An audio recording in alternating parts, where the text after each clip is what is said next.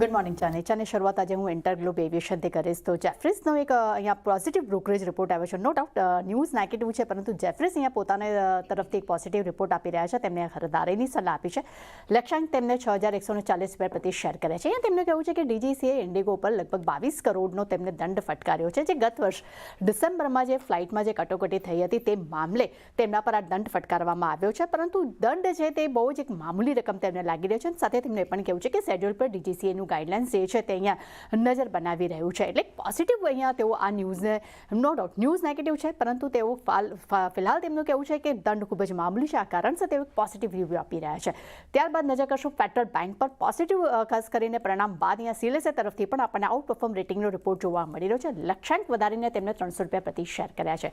અહીંયા તેમનું કહેવું છે કે કંપનીએ દરેક સેગમેન્ટમાં ખૂબ જ શાનદાર પરિણામ જાહેર કર્યા છે. કંપનીનો નફો અનુમાનથી લગભગ 5% વધ્યો છે. એનઆઈએમ પણ ક્યુ ધોરણે લગભગ 12 બેસિસ પોઈન્ટ વધ્યા છે અને લોન ગ્રોથમાં પણ સારો એવો સુધારો અહીંયા જોવા મળી રહ્યો છે.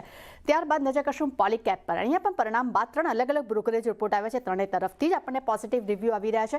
સિટી ખરીદારીની સલાહ આપી રહ્યા છે. લક્ષ્યાંક તેમને વધારીને 9,500 રૂપિયા પ્રતિ શેર કર્યા છે. અહીંયા તેમનું કહેવું છે કે S&Wની કંપનીની વાર્ષિક ધોરણે આવકમાં લગભગ 54% ગ્રોથ જોવા મળ્યો છે. કંપનીના વોલ્યુમ ગ્રોથમાં પણ સારો એવો સુધારો જોવા મળી રહ્યો છે.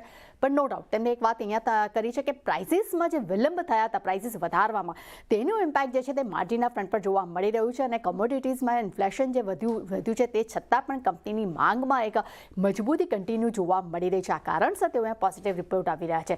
જેફરીસ તરફથી પણ આપણને ખરીદારીની સલાહ છે. લક્ષ્યાંક તેમને વધારીને 9,225 રૂપિયા પ્રતિ શેર કર્યા છે. અહીંયા તેમનું કહેવું છે કે કંપનીનું માર્ચ 2025માં કાઉન્ટરે લગભગ 50%નો એક ઉછાળો જોવા મળી રહ્યો છે. પરંતુ હિસ્ટોરિકલ વોલ્યુમ કરતાં પણ આ કાઉન્ટર હજુ પણ તેમને નીચે લાગી રહ્યું છે. સાથે તેમને પણ કહેવું છે કે શેરમાં વધારાનો કારણે કરીને કેપેક્સને કારણે કરીને C&W જે છે તેના વોલ્યુમ ગ્રોથમાં એક મજબૂતી જોવા મળી હતી. મોર્ગન સ્ટેનલી અહીંયા ઓવરવેટ રેટિંગનો રિપોર્ટ આપ્યો છે પોલીકેપ માટે. લક્ષ્યાંક તેમને 9,373 રૂપિયા પ્રતિ શેર કર્યા છે. અહીંયા તેમનું કહેવું છે કે કંપનીનો નફો ઇનલાઇન છે. C&W આવકમાં એક સારો ઉછાળો જોવા મળી રહ્યો છે. તેટલું જ નહીં, સ્ટ્રેટેજિક પ્રાઇસીસ, પ્રોડક્ટ મિક્સ અને એડવર્ટાઇઝિંગ ખર્ચને કારણે કરીને માર્જિન પર થોડું એવું દબાણ જોવા મળી રહ્યું છે. પણ ઓવરઓલ ત્રણેય જ બ્રોકરેજ રિપોર્ટ એક પોઝિટિવ રિપોર્ટ આપી રહ્યા છે. ત્યારબાદ નજર કરશું જેકે સિમેન્ટ પર. અહીંયા પણ પરિણામ બાદ જેફરીસ તરફથી ખરીદારીની સલાહ છે. લક્ષ્યાંક તેમને અહીંયા 7,000 રૂપિયા પ્રતિ શેર કર્યા છે. અહીંયા તેમનું કહેવું છે કે એબિટા કંપનીના ઇનલાઇન રહ્યા છે.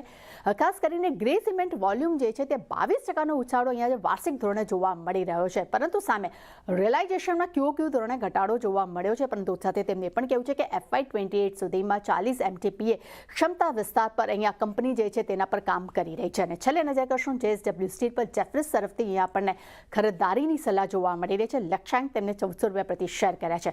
અહીંયા તેમનું કહેવું છે કે કાઉન્ટર તેમને બાય માટે ખૂબ જ એક આકર્ષક લાગી રહ્યું છે. તે સાથે તેમને પણ કહેવું છે કે સેફગાર્ડ ડ્યુટીથી રેન્યુએબલ એબિટાને એક વેગ આવનારા સમયમાં મળી શકે છે. અને અન્ય કંપનીઓની સરખામણીએ કંપનીનું વેલ્યુએશન તેમને ખૂબ જ પ્રીમિયમ વ્યાજબી લાગી રહ્યું છે. આ કારણસર અહીંયા એક પોઝિટિવ રિપોર્ટ જોવા મળી રહ્યો છે.